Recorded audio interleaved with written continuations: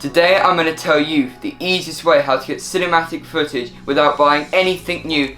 Just editing techniques, filming styles, everything that you're going to need is going to be covered in this video.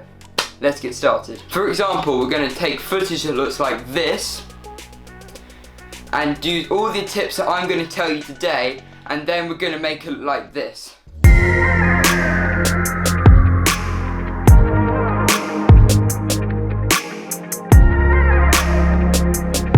Now this should be really useful for you. Tip 1, you're going to use letterboxes or cinematic lines. Now what these are black lines on the top and the bottom of your video clip. You may have seen this in Hollywood films. It's a very used technique to make your footage look cinematic easier. Now to do that, you're going to make an adjustment layer. You're going to go into the effects. You're going to choose crop. Drop that crop effect onto your adjustment layer. Choose 13 on the top and then choose 13 on the bottom, and bam. That easy, you've got cinematic lines in your footage. Let's cut to the next step. Tip 2. Now for tip 2, it's all about the music.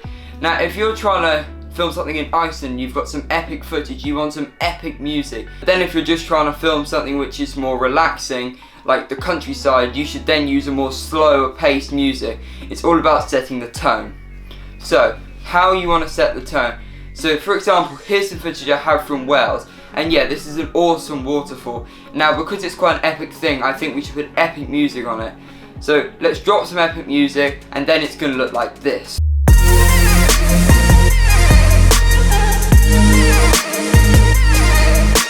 Now when you put that music into your timeline, you want to get the shots that you want in your sequence and make sure you edit them in time. It's so much easier for you to watch something that's in time with music rather than just randomly cutting, which will lose the sense of pace and organisation in the shots. The third and final tip is all about using the right camera settings. Now I shoot in slow motion when I'm trying to be cinematic because it will just, any of the tiniest shakes in your footage you will hardly be able to see because it's all slowed down. Then I use a gimbal just to make it as smooth as possible, but it's not completely necessary. Also, you need to shoot at the right camera shutter speed.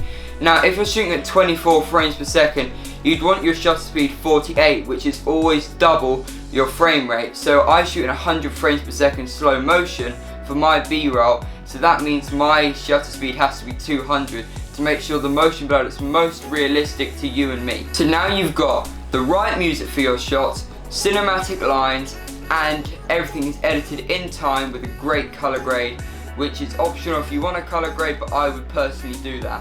I really hope you liked this video. If you did, and you got something out of it, please make sure you like and subscribe. Now go out and shoot your films. Thank you for watching.